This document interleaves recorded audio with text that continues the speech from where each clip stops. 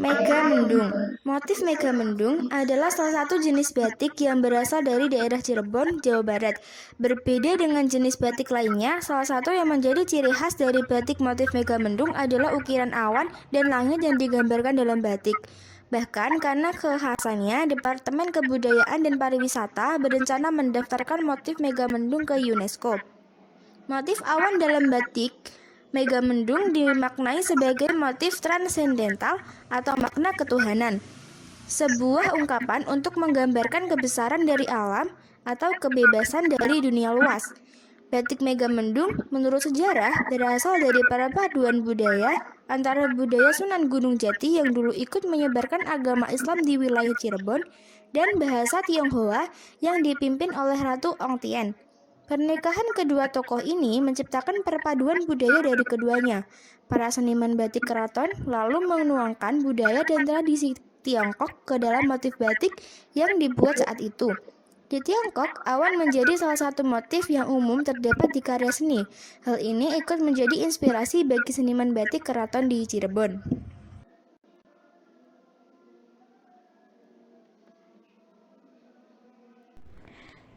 Motif batik kawung merupakan motif batik yang bentuknya berupa bulatan mirip buah kawung. Jenis kelapa atau kadang juga dianggap sebagai aren atau kolang-kaling yang ditata rapi secara geometris. Motif kawung bermakna kesempurnaan, kemurnian, dan kesucian. Motif batik kawung diyakini diciptakan oleh salah satu sultan kerajaan Mataram. Motif batik ini pertama kali dikenal pada abad ke-13, tepatnya di Pulau Jawa. Pada awalnya, motif ini muncul pada ukiran dinding di beberapa candi di Jawa seperti Prambanan. Dalam kaitannya dengan kata kawung, yang berarti kosong, motif kawung menyimbolkan kekosongan nafsu dan hasrat duniawi, sehingga menghasilkan pengendalian diri yang sempurna. Kekosongan ini menjadikan seseorang netral, tidak berpihak, tidak ingin menonjolkan diri, mengikuti arus kehidupan, membiarkan segala yang ada di sekitarnya berjalan sesuai kehendak alam. Motif batik jenis kawung ini selalu dikenakan oleh Semar sebagai gambaran sosok yang bijaksana.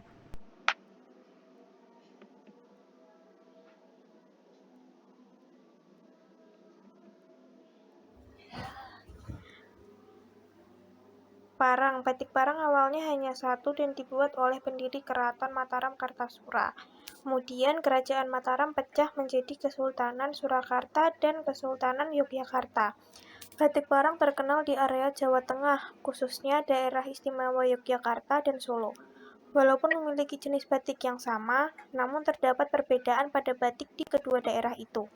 Batik parang Yogyakarta pada umumnya terlihat mirip dengan batik parang yang terdapat di Solo, karena Yogyakarta dan Solo berasal dari satu kerajaan yang sama. Perbedaan batik parang Yogyakarta dan Solo terletak pada bentuknya, di mana batik parang Yogyakarta memiliki bentuk diagonal dari kanan atas ke kiri bawah, sedangkan bentuk diagonal batik parang Solo merupakan kebalikannya, yaitu dari kiri atas ke kanan bawah. Warna yang digunakan pada batik parang Solo cenderung didominasi oleh coklat soga, sedangkan batik parang Yogyakarta memiliki campuran dari warna lain, seperti warna putih dan warna hitam untuk dasar batik.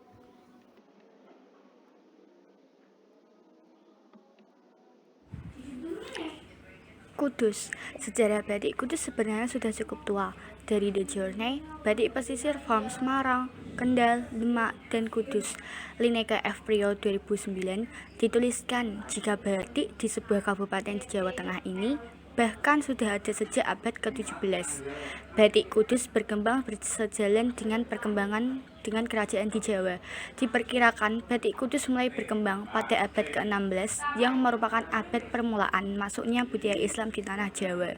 Sebagai pusat kota yang berada di sekitar kerajaan Demak, yang pada waktu itu pemerintahan kota Kudus berada di bagian barat di sekitar komplek Masjid Menara. Ini ditandai dengan munculnya batik dengan ciri khusus tata warna atau yang disebut Babaran, Langgar Dalem, dan Kerdasan. Dua desa ini yang dahulu merupakan daerah pembatikan yang paling tertua dengan warna soga kudusan atau warna coklat khusus, warna biru dan hitam. Dua daerah ini berada di area Menara Kudus.